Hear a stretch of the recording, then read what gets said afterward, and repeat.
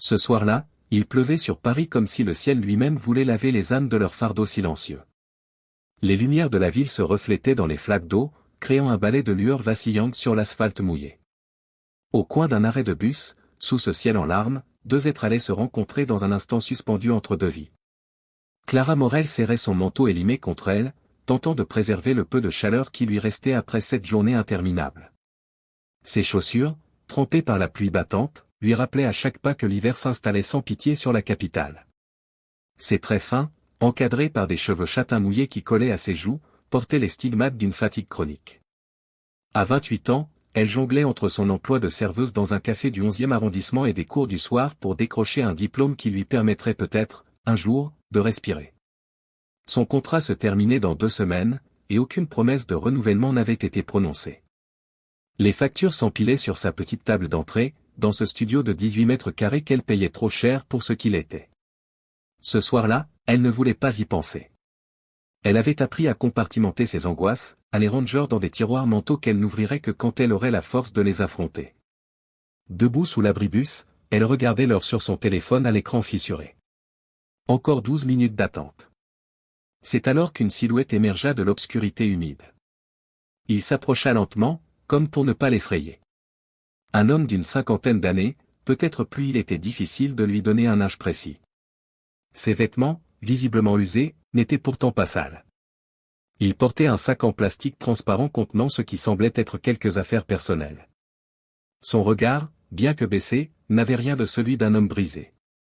Il y avait une dignité singulière dans sa posture, une présence calme qui contrastait avec son apparente précarité.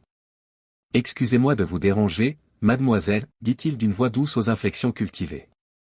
Je ne demande pas grand-chose, juste un peu de quoi manger ce soir. » Clara le regarda sans méfiance. Quelque chose dans cet homme inspirait une étrange confiance.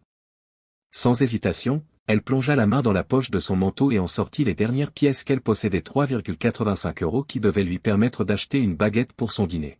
« Je suis désolée, je n'ai que ça, mais c'est à vous, dit-elle en lui tendant les pièces, un sourire sincère illuminant fugacement son visage fatigué. Leurs mains se frôlèrent dans cet échange, et pendant une fraction de seconde, leurs regards se croisèrent véritablement. Clara fut frappée par la profondeur des yeux de cet homme, des yeux gris-bleus qui semblaient avoir contemplé le monde dans toute sa complexité. Elle ne chercha pas à prolonger ce moment. Sans attendre de remerciements, elle fit quelques pas sur le côté et reporta son attention sur la rue luisante, guettant l'arrivée de son bus. « Vous savez, dit soudain l'homme, restant à distance respectueuse, ce n'est pas tant les pièces qui comptent, mais la façon dont vous les avez données. » Clara se tourna vers lui, surprise par cette remarque. « Comment ça ? » Sans calcul. Sans méfiance. Sans ce regard qui nous déshumanise quand on est considéré comme invisible, poursuivit d'une voix posée qui contrastait avec son apparence. Vous m'avez regardé comme une personne, pas comme un problème. Il y avait dans sa diction, dans le choix précis de ses mots, quelque chose qui intrigua Clara. Ce n'était pas le langage auquel on pouvait s'attendre d'une personne vivant dans la rue. Tout le monde mérite d'être vu, répondit-elle simplement. Peu de gens pensent comme vous. Moi encore agissent en conséquence, dit-il avec un sourire discret. Je m'appelle Louis. Clara, répondit-elle, hésitant avant d'ajouter, vous parlez d'une façon particulière.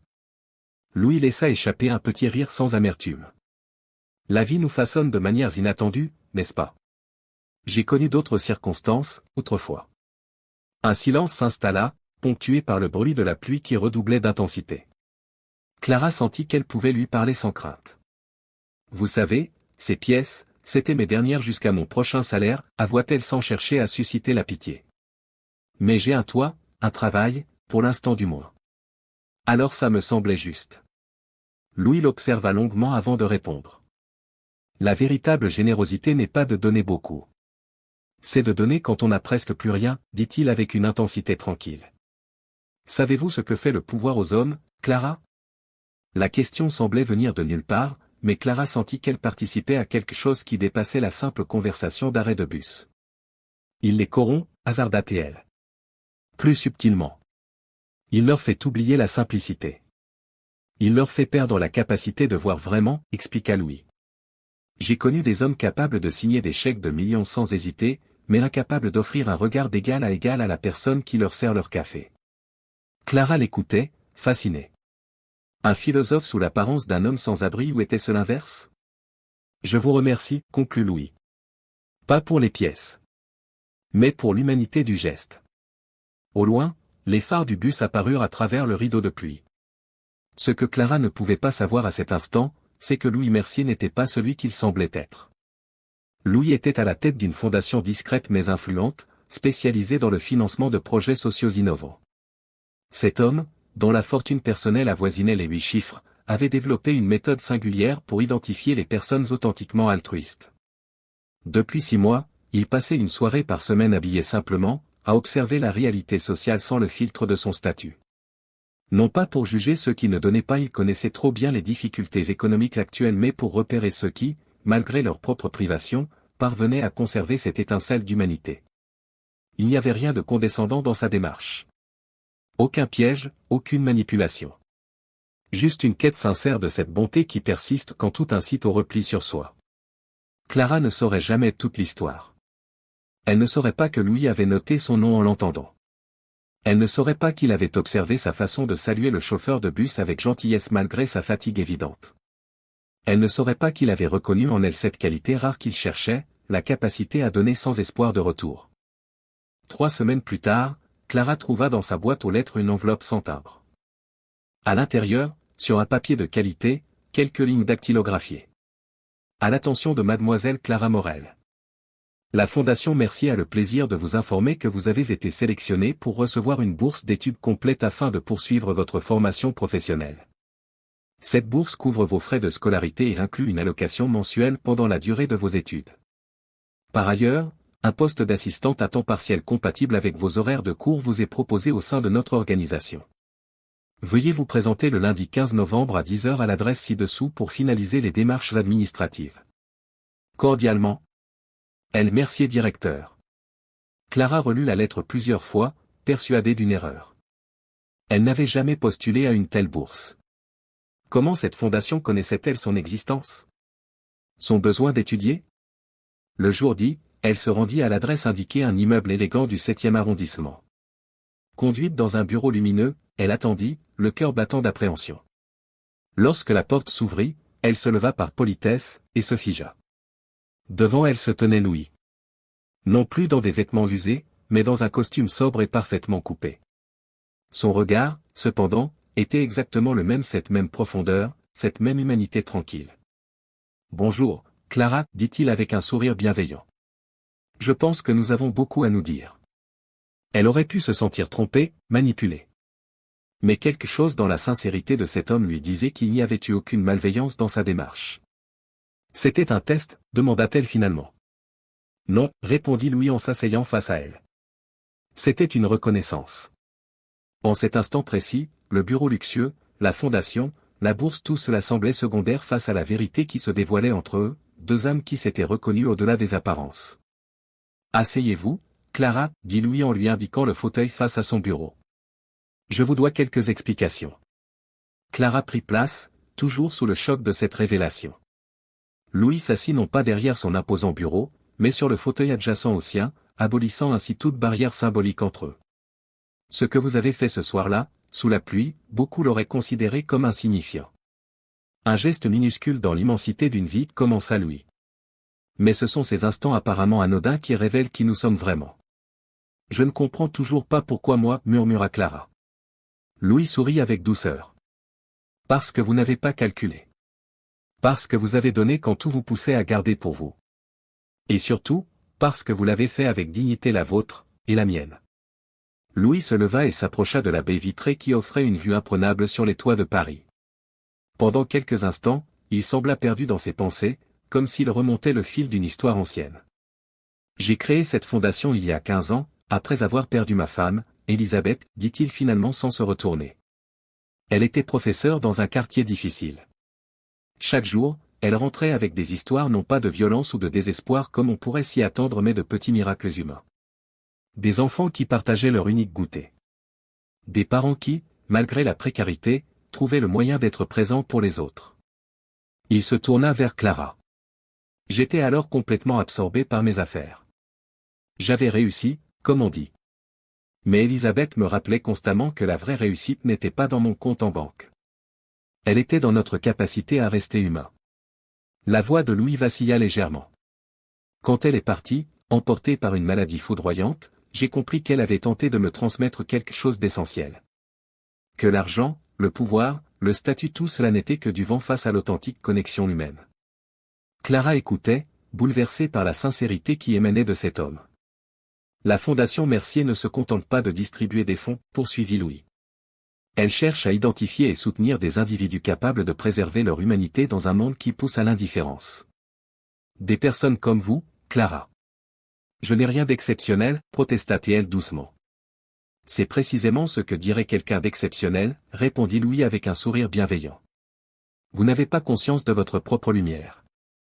Dans les semaines qui suivirent, Clara découvrit un monde dont elle ignorait tout.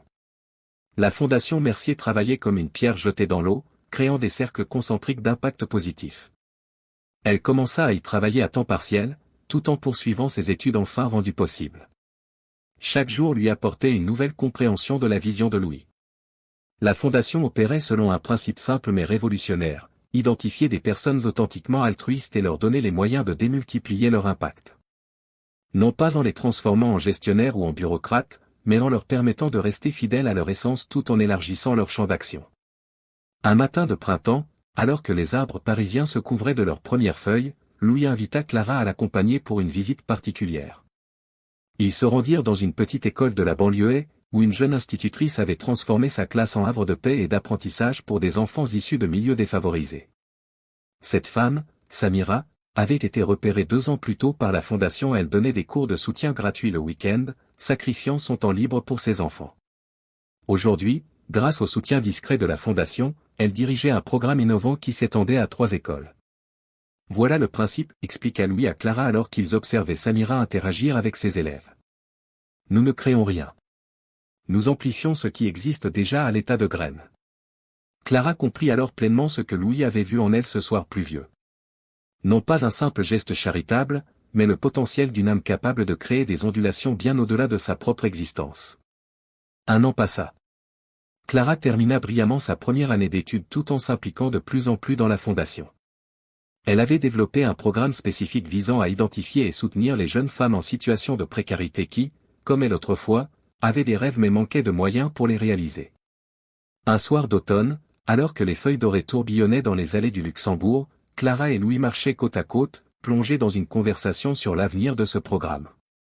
Vous savez, Clara, dit soudain Louis en s'arrêtant près d'une fontaine, ce que je craignais le plus en créant cette fondation, c'était de tomber dans le piège de la condescendance. Donner de l'argent peut être la chose la plus simple du monde et parfois la plus destructrice.